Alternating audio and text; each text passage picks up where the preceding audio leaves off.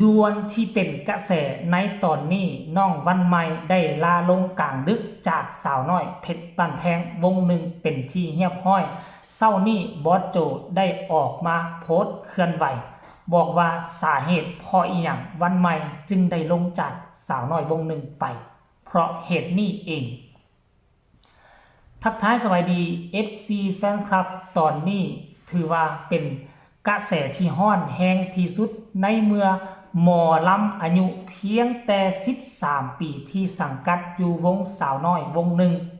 ที่เป็นกระแสโด่งดังบ่ว่าจะขึ้นเวทีใดเวทีนั่นก็มีมาลัยห้อยคอแตกทุกครั้งแตกทุกเวทีเนาะซึ่งเป็นศิลปินคนหนึ่งที่หลายคนจับตาเบิงจับตามองและกำลังสังเกตการว่าคนนี้แหละจะมาสืบนอแทนแนววงสาวน้อยเพชรบ้านแพงอีกคนหนึ่งซึ่งเป็นบุคลากรที่อายุน้อยแต่ว่ามากความสามารถมีกระแสโด่งดังถ้าผู้ใดผ่านการปลุกปั้นจากบอสโจคนนั้นจะค่อนข้างว่ามีโอกาสที่จะประสบผลสำเร็จถ้าหากว่าเจ้าอยู่ในร่องในรอยถ้าหากว่าเจ้าเดินตามที่ผู้บริหารเขากำหนดเอาไว้มาเข้าอยู่ในวงสาวน้อยเข้าวงการบ่ฮอด1ฤดูกาลแต่ว่ากระแสโด่งดังเปียงปังมีพอฮักแม่ฮักมีมาลงมาไลโอ้ยแลนเข้ามาเกือบทุกมือเกือบทุกงานเพราะมันเกือบทุกมือทุกงานเลยจนเฮ็ดให้หลายคนโอ้โหเฮ็ดให้นักร้องบางคนหมอลำบางคนที่เข้ามาอยู่ก่อนหลายฟ้าหลายปีก็ยังบ่มีฐาน FC แฟนคลับหลายขนาดนี้แล้วมันเกิดอีหยังขึ้นในค่ำคืนที่ผ่านมาท่านผู้ชมโลกโซเชียลพิมพ์กันว่อนอยู่บ่อยู่น้องวันใหม่หมอ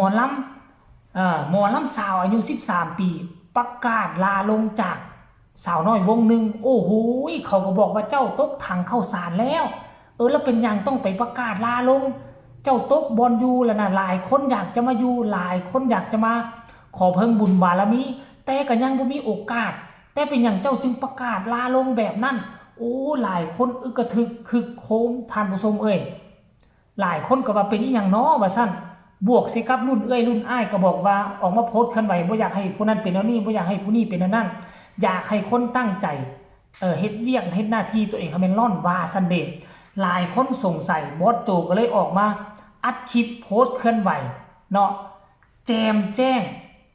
ว่าต้นปลายสาเหตุน้องวันใหม่เป็นหยังจึงลาลงกลางดึกของสาวน้อยวงหนึ่งให้ทุกคนไปฟังคลิปนี้แล้วจะเข้าใจเนาะแล้วจึงมาพ้อกันในช่วงต่อไปส้มพร้อมๆกันเลยหมอลำเบบีอายุ13ปีนี่คือเห็นไปขึ้นลำเพื่อนโชว์แล้วก็เห็นบางคนบอกว่าน้องวันใหม่จะไปลำเพื่อนโชว์อย่างเป็นทางการจริงหรือเปล่าครับคำตอบครับพอโจมาตอบเองเลยครับอย่างเป็นทางการนะครับน้องวันใหม่ศิลปินวัย13ปีครับหมอลำเบบีขึ้นวงสาวน้อยลำเพลินโชว์อย่างเป็นทางการครับวันเวลาโอกาสดีๆครับนำผ้าไปนะครับหลายคนถามว่าเหตุผลยังที่ง่ายไปครับไม่ได้เหตุผลยังมากมายครับศิลปินในแบรนด์สาวน้อยในเครือสาวน้อยแพงแล้วแต่วันเวลาที่จะนำพาไปสิไปวงสาวน้อยลำเพลินโชว์ก็ได้หรือไปรถแห่สาวน้อยก็ได้นะครับหรือรถแห่สาวน้อยกลับมาขึ้นวงไงหรือวงไงหรือวงสาวน้อยแพงไปอยู่ลำเพลินโชว์หรือลำเพลินโชว์อาจจะมาสาวน้อยหนึ่งก็ได้อย่างนี้แล้วแต่จังหวะแล้วแต่ตามความเหมาะสมนะครับศิลปินในแบรนด์สาวน้อยในเครือสาวน้อยนะครับสำคัญก็คือฝากแฟนคลับฝากพ่อแม่เบื้องแย่งให้กันสนับสนุนด้วยครับอย่าถึงจะป๋าครับฝากไว้ด้วยนะครับแล้วนะครับเหตุผลที่ได้ก็คือโอ้เพิ่นนะครับมาใหม่ๆเห็นว่าพี่น้องครับเพิ่นคู่กันได้กับน้องหมิวชนทิชาเพิ่นกลับไปคู่กันได้ป่ะนี่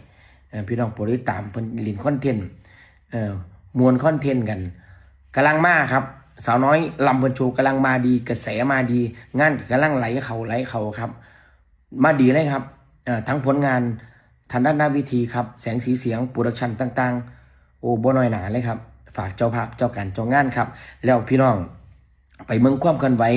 มวลซึนในคอนเทนต์ได้เลยนะครับซึ่งปีนี้สาวน้อยลำเพลินโชว์ครับผมได้มอบให้พี่การชัยพ่อการชัยครับ เป็นผู้นะครับจัดการวงดูแลพาทีมงานขับเคลื่อนนะครับมวลซืนกันแม้กระทั่งที่โดดเด่นก็คือโซเชียลเนาะพี่น้องอาจจะได้เห็นครับไปเป็นกำลังใจได้เลยแล้วก็มอสเป็นพลเอกวัดผู้นำทีมงานมวลซืนกันฝากเจ้าภาพเจ้าการเจ้างานนะครับสาวน้อยลำเพลินโชว์ปีนี้ไม่ธรรมดาวินาทีนี้ไม่ธรรมดาครับ0619393915หรือรถแห่สาวน้อยแพงในตอนนี้นะครับตอนนี้เร่งเต็มที่ครับเจ้าภาพเจ้าการเจ้างานเอื่นใส่ได้เลยครับรถแห่สาวน้อยเพชรบานแพง12ล้อมาใหม่ครับผมบ่ปล่อยก็แล้วกันนะครับไม่ปล่อยก็แล้วกันทุกงานต้องคุณภาพฝากเจ้าภาพเจ้าการเจ้างานครับเอาขอบคุณวันนี้คลิปนี้ในตอนนี้มาบอกถึงการย้ายวงของน้องใหม่นะครับหมอลำ13 ปีอย่างเป็นทางการครับสังกัดสาวน้อยลำเพลินโชว์ฝากพี่น้องไปติดตามให้กำลังใจครับส่งพลังใจได้เลยครับสรุปรวมแล้วมันเป็นการทายโอนท่านผู้ชมการเป็นการยกย่ายไส้สวยทายโอน